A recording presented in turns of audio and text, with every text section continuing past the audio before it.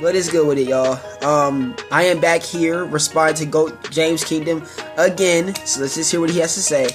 There's nothing to disagree with. See, here in GOAT James Kingdom, we don't argue the stats. We don't disagree with stats. If the stats say what Scottie Pippen said, then who are we to disagree with that? Y'all get really upset that Michael Jordan really didn't do nothing without Scottie Pippen on his team. See, it's not that I got mad that you brought up that Jordan didn't win anything without Scottie Pippen. I just want you to acknowledge that Pippen didn't win nothing much without MJ. They both needed each other. This is my entire point. Some of y'all niggas really do be trying to come out here and act like Scottie Pippen won a whole championship without Michael Jordan. See what I'm saying? Y'all don't like stats. You don't like this stats. This is BS. Why? Because it's stats you don't like. Michael Jordan not winning without a top 75 player, although the top 75 is an accolade and an honor we should recognize and at least know what it means, right? So, it's not that I don't like stats. And it's not that I don't know what top 75 means. The reason why I hate when people bring up top 75 is because they use that accolade out of context. That's why I said in my last video, it doesn't matter who you're defending. If you bring up top 75 disingenuously, I'm not taking you seriously. And then as usual, y'all go straight to disrespecting Scottie Pippen. You bring up 94, 95 Bulls. Bringing up defensive rating, offensive rating didn't exist back then. But let's look at the expected records. Oh my God, is Scottie Pippen expected to do that and actually do it and do more than what he was supposed to do? While you sitting here, you brought up this year, we'll leave Michael Jordan alone. I don't know why you avoided 1986, but let's get to 1987. Why is Michael Jordan only winning 40 games? I mean, he's expected to win 43. He's underachieving. You said Michael Jordan was underachieving with a team that literally niggas expected to be trash. Again, the expected record was 43-39. They won 40 games and lost 42. Niggas still expected the 87 Bulls to be trash. That was my entire point. Bringing up Scottie Pippen winning with the 94 Bulls. Again, it's cool, it's great. But again, if you're comparing that to 85 and 87 Bulls, for one, you're still being disingenuous because you're not factoring in, for one, that the 94 Bulls literally just came off of 3 straight titles. They have an identity, number one, and they have playoff experience. In 85 and 87, they were still trying to figure out who the heck they were. Scottie Pippen even the next year.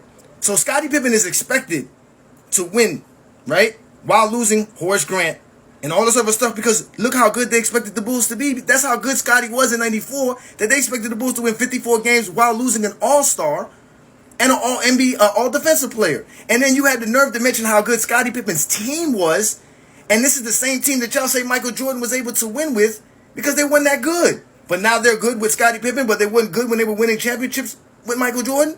This is what you guys do?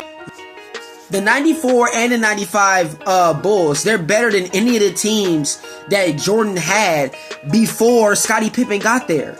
From top to bottom. That's why I mentioned that the 94 Bulls had 3 All-Stars and Horace Grant made an all-defensive team. Because Jordan's teammates wasn't doing that in 85 or 87 or 86. They weren't doing that, bro. So again, you bringing this up to try and make it seem like I hate Scottie Pippen and don't want to give Scottie Pippen no credit is just stupid.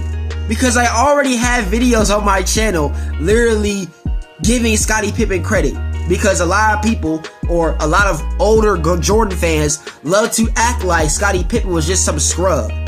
Because again, like I keep telling everybody, there's disingenuous Jordan fans, there's disingenuous Bron fans, there's disingenuous Kobe fans. And all 3 of y'all niggas are toxic. Don't bring up no nonsense. In 1986, he had a 20-point per game score. He had George Gervin. He had a team. He had Charles Oakley. For you to sit up here trying to act like they had the same people on the team in 85 and 87 to who they had in 94 and 95 proves my point that you're just being a disingenuous bot. That's literally what this is what I be talking about, bro. When Michael Jordan played with George Gervin, my nigga, George Gervin was in his last NBA season. The nigga literally retired the next year. The nigga was 33. You try to make it seem like Michael Jordan played with Iceman Gervin when he was on the Spurs actually balling out. See, this is what we talking about. You still showing that you just being a disingenuous bot. You're still showing that. You gonna sit here and bring up George Gervin. Y'all gotta stop, man. And Michael Jordan over here being an all-NBA player and not winning nothing. But the All-Stars is supposed to win something, but you don't expect Michael Jordan to win anything? Yes, the nigga that I think that has 2 All-Stars on his team that just won 55, that just helped the nigga win 55 games, I'm actually expecting them to win more than a team that only has 1 All-Star and is winning 40 games. Hey, Johnny, yes, I think that's basic common sense. I would expect a team that just won 55 games to actually be better in the playoffs than a lottery team, my nigga. Yes. Yes, nigga. I would hope you would think that, bro. I would hope. But since you wanted to bring up what Scottie Pippen didn't do in the playoffs when he didn't have Mike, well, let's bring up Michael Jordan when he didn't have Pippen in the playoffs. Let's look at these elimination games in the playoffs. You brought up the Milwaukee Bucks. Michael Jordan out here 6 of 16 in an elimination game, shooting 37% from the field. How about 1986? This is the game he even quit on his team. He let Danny Ainge outplay him in this game right here in the game 3 to get swept by the Boston Celtics. Then you would think the next year Jordan would step up and do something. No, he took 30 shots to score 30 points. This is what Michael Jordan was doing before Scottie Pippen, getting embarrassed. So you wanted to bring up Jordan's elimination games without Scottie Pippen. So I went ahead and did Scottie Pippen's elimination games without MJ. In 1994, Game 7 against the New York Knicks, he had 20 points and 16 rebounds and 5 assists on 8 of 22 shooting, and he shot 1 of 6 from the three-point line.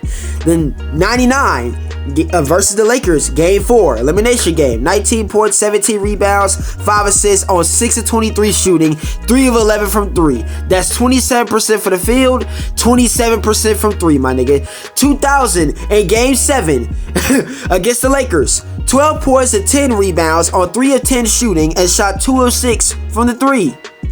2001 against the Lakers, Game 3, another elimination game, 7 points, 3 rebounds, and 1 assist on 3 of 13 shooting. 2002, Game 3 versus the Lakers, another elimination game in the first round. This nigga got 18 points, 11 rebounds, and 8 assists on 6 of 15 shooting. Then in 2003 versus the Mavs, Game 7, again without Michael Jordan, this nigga had 5 points and 3 rebounds and 2 assists. Get out of here with the elimination games, my nigga. Scottie Pippen had worse elimination games performances than Michael Jordan, nigga. Yes, hey Johnny, did Michael Jordan have bad elimination games that you brought up? Yes, cool. I'll give you that. He had bad elimination games. Now, can you tell me how many points he averaged in that series overall? Or we just go look at elimination games and that's the only thing that matters. Because in 1985, the nigga averaged 29, 5, and 8 and 2 steals a game in the playoffs. That's the whole first round. 29, 5, and 8. And 2 steals in the block. What about in 86 when he's averaging 43, 6, and 5 and 2 steals? And had a 63-point performance against one of the greatest teams ever. Okay? How about in 87? Again, going up against Larry Bird and the Celtics again, the next year, he's averaging 35, 7, and 6 and 2 steals. So yes, Jordan had bad elimination games, but if I'm looking at the whole series for a totality, Jordan is literally still balling better than Scottie Pippen was doing against the 94 Knicks. He's still doing better. Jordan was never the GOAT, and he still ain't gonna be the GOAT over LeBron Ramon James.